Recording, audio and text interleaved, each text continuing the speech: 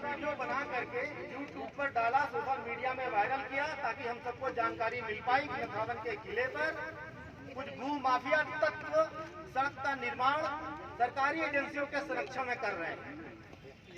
जैसे ही हम सबको सूचना मिली, राष्ट्रवादी महासंघ, कौशल किशोर यूथ ब्रिगेड के कार्यकर्तागण और हमारे अन्य साथी वो सब मिलकर के यहाँ पर पहुंचे और उससे हमने सिर्फ इतना मांगने की कोशिश की कि आखिर आप किस अधिकार पत्र के माध्यम से ये सड़क का निर्माण कार्य कर रहे हैं। ऐसा कोई अधिकार पत्र वो हमको दे नहीं पाया। 2 दिन पश्चात हमको उपलब्ध कराई गई एक एनओसी, जो अनापत्ति प्रमाण पत्र था इस सड़क के निर्माण के लिए। हमने फोन से भेज दिया। हम सब कानूनी आदमी हैं और संवैधानिक दायित्वों को, मूल्यों को समझने वाले लोग हैं। हमें अपना भी काम इसी कानूनी माध्यम से करना था। हमने उनकी इस एनओसी का विश्लेषण किया। उस विश्लेषण के बाद ये पाया गया कि जो रोड का निर्माण लोक निर्माण विभाग करा रहा है वो पूर्णतया अनाधिकृत है। उसमें जो एनओसी दी गई वो नथावन किले के बगल से सड़क के निर्माण के लिए दी गई और इन्होंने सड़क का निर्माण नथावन किले के भीतर ही कर दिया। यही जो इनका लूप होल था, यही जो इनकी गलती थी, कमी थी, इन्होंने तत्काल प्रभाव से उस कार्य को रोक दिया। अगर ये अपनी जगह पर सही होते तो इस निर्माण कार्य को सरकारी एजेंसियां करा रही थी, ये कार्य रुकता ना। हम लोगों ने इनको तुरंत अवगत कराया कि अगर आप इस कार्य को नहीं रोकेंगे तो हम आपके विरुद्ध न्यायालय की शरण लेंगे। जब गिरते हुए इसमें समस्त अधिकारीगण पाए गए तो माननीय सांसद जी, हमारे विधायक दादा बैजनाथ जी और हम सभी कार्यकर्तागणों ने मिलकर के पुरातत्व विभाग के निदेशक, पीडब्ल्यूडी के जो अधिकारी थे वो, और जो सरोजनी नगर तहसील है जो हमारी, उसके जो अधिकारीगण थे वो, उन सबको मिलाकर एक सामूहिक मुआयना किया गया और देखा गया और ये पाया गया कि उन्होंने जो निर्माण कार्य कराया वो अनाधिकृत था। 24 घंटे के भीतर अनापत्ति को निरस्त कर दिया गया। ये हमारी बहुत बड़ी जीत थी। अनापत्ति के निरस्त होने का तात्पर्य था कि सड़क का निर्माण कर तत्काल प्रभाव से रोका जाएगा। हमने उनसे अपेक्षा की कि जिन लोगों ने इस अनापत्ति को हासिल करने का कुत्सित प्रयास किया, गलत प्रयास किया, और जिन अधिकारियों बड़ों ने कानून को अनदेखा करके इसकी परमिशन दी, उनके खिलाफ कानूनी कार्रवाई की जाए, जो अब तक नहीं हुई। और तब से लेकर अब तक उन्होंने अनापत्ति को निरस्त करने के बाद एक कमेटी का गठन करने के लिए कहा कि पुरातत्व विभाग की एक टीम और सरोजनी नगर तहसील की राजस्व टीम, एक संयुक्त टीम बने और पूरे नथावन किले की जमीन की पैमाइश कराई जाए और उसके उपरांत अगर जमीन बचती है तो किले के बगल में सड़क का निर्माण किया जाए। अगर जो दस्तावेज हमारे पास है उसकी वास्तविक पैमाइश कराई जाए तो वर्तमान समय में जो उपलब्ध जमीन है इससे कहीं ज्यादा जमीन नथावन किले के भीतर निकलेगी। और ये हमारा दुर्भाग्य है कि इस तरह के हमारे जितने किले वो सब कहीं न कहीं भूमाफियाओं की नजरों में है। क्यों? क्योंकि उनका जो संरक्षण है वो सरकारों के पास है और सरकारें इसे गंभीरता से लेती नहीं। और जब सरकारें इसे गंभीरता से लेती नहीं तब हमें जरूरत पड़ती है ऐसे धरने, ऐसे प्रदर्शन, ऐसे डिमॉन्स्ट्रेशन की। हम क्यों यहाँ पर आखिर उपस्थित हुए हैं? ये काम हमारा था, कानून में पारित है। इस किले का संरक्षण सरकार का दायित्व है, हमारा आपका दायित्व नहीं है। जब सरकारें अपना दायित्व विफल होती है तब हम और आप निकलते हैं उनको ये बताने के लिए, अवगत कराने के लिए, साहब हमारे किले का भूमाफियागण कब्जा कर रहे हैं, इससे उसे मुक्त कराइए, उसे संरक्षित कीजिए।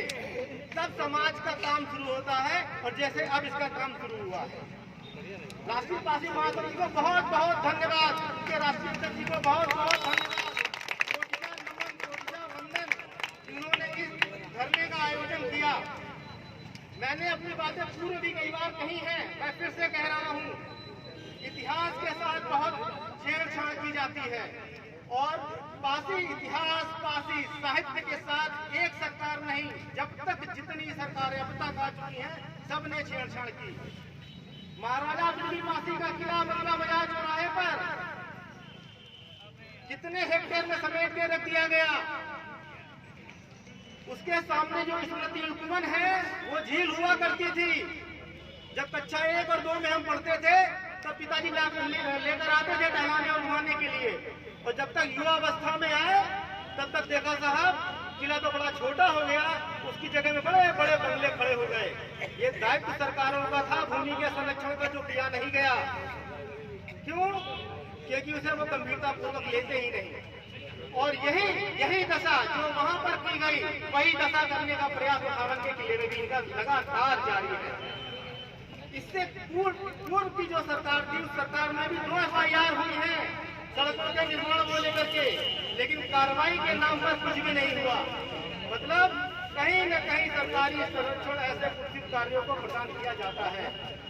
हमारी उनसे यही मांग है कि कम से कम जो संवैधानिक दायित्व आपको मिले हैं, पुरातत्व विभाग को मिले हैं, इस किले को संरक्षित करने के लिए आप इसका संरक्षण कीजिए। नई सरकार आई, बड़ी उम्मीदों की सरकार थी, हमें आश्वासन मिले। हमारे उच्च शिक्षा राज्य मंत्री जी ने कहा कि पासी साहित्य को हम लोग पाठ्यक्रमों में शामिल करेंगे। अब तक शामिल नहीं हुआ है। अगर हुआ हो तो मुझे बताइए, क्यों नहीं हुआ ये आप नहीं पूछ सकते। क्या मंच पर माइक को पकड़कर भीड़ को संबोधित करके अपने दायित्व से मुक्ति पाई जा सकती है? नहीं। आपने कहा किले पर कई बार ऐसे आयोजन हुए हैं, कई बड़े बड़े मंत्रीगण आए हैं, लेकिन कभी भी इनके पाठ्यक्रमों में इनको शामिल नहीं किया गया। किलों का साइज निरंतर छोटा होता चला जा रहा है। और हमारा ये जो नथावन का किला है, 11वीं शताब्दी 12वीं शताब्दी में इनका शासनकाल था। उसके बाद मुगल आए, उसके बाद अंग्रेज आए, और इन दोनों के नाम पर आप सैकड़ों स्मारक देख सकते हैं, सैकड़ों स्मारक देख सकते हैं। और जो हम जिस भूभाग पर थे, हम अपने अस्तित्व को बचाने की लड़ाई लड़ रहे हैं। ये है सरकारी अवहेलना, ये है सरकारी संरक्षण उन लोगों को जो इस किले को संरक्षित करने का काम नहीं कर रहे। और आप इसे साल भर छोड़ करके देख लीजिए, जहाँ पर आज धरना हो रहा है, साल भर के बाद देखिएगा शायद इतनी भी जगह मैसर ना हो धरना देने के लिए। क्यों? क्योंकि इसकी ऐसी जगह है। ये तरह तरह की बातें बताई जाती है कि पीछे प्रधानमंत्री आवास योजना है, उससे मिलाने के लिए सड़क का निर्माण है, जो कि टोटली गलत है। कई मार्ग है उसके पूर्व में। इसलिए हम सबको जागृत होना है, अपने समाज के बारे में लोगों को बताना है, इस किले की महत्ता के बारे में, और किसी भी कीमत पर अपने इस किले का संरक्षण हम सबको करना है। हम सब महाराजा बिजली पासी के वंशज हैं, हम वीरा पासी की संतानें हैं। हम और आप सब ग्रामीण परिवेश से आते हैं। मैं आपको एक उदाहरण दे रहा हूँ। हम सब ग्रामीण परिवेश से आते हैं। हमारे बाबा, हमारे परदादा, उनकी जो मृत्यु के बाद जो जगह बनाई गई, उनके उन्हीं गांवों में, ग्रामीणों में, खेतों में रखे गए और उनको संरक्षित करके रखा गया, ताकि हमारे पिताजी बताते थे, यहाँ बेटा हमारे पिताजी है, तुम्हारे बाबा। मैं अपने बच्चों को बताता हूँ, बेटा ये है तुम्हारे पर बाबा, और ये है हमारे वंशज जिसके किले पे हम खड़े हैं। हम इनको संरक्षित नहीं कर पा रहे, हमारे पूर्वज हैं, हम संरक्षित नहीं कर पा रहे। हम क्या छोड़ के जाएंगे अपने आने वाली नस्लों को? क्या बताएंगे आप कि एक महाराजा बिजली पासी का किला हुआ करता था, एक नथावन किला हुआ करता था? हम सब पर क्वेश्चन मार्क का चिन्ह लग जाएगा अगर हमने इसके संरक्षण में हीरा हवाली बरती। हम कानूनी प्रक्रिया का सम्यक पालन कर रहे हैं और आशा उम्मीद करते हैं कि समस्त सरकारी संस्थाएं भी उसका सम्यक अनुपालन करेंगी। और मैं इस समाज को इस मंच के माध्यम से आपकी सबकी उपस्थिति में कहना चाहता हूं कि सरकार अगर हमको लिख कर दे दे कि वो इस किले का संरक्षण करने में असमर्थ है, तो हम पाजी समाज के लोग मिल करके इस किले का संरक्षण करेंगे। जितना पैसा लगेगा पूरा समाज लगाएगा। हम डब्बा कलेक्शन करेंगे, हम एक एक घर में जाएंगे, लोगों के पास जाएंगे, धरोहर को बचाने के लिए उनकी मदद मांगेंगे। कुछ भी हो, और इसकी प्रक्रिया अगर समाज से शुरू होती है तो मैं डॉक्टर पंकज रावत आज से 51,000 रुपए की प्रथम निधि,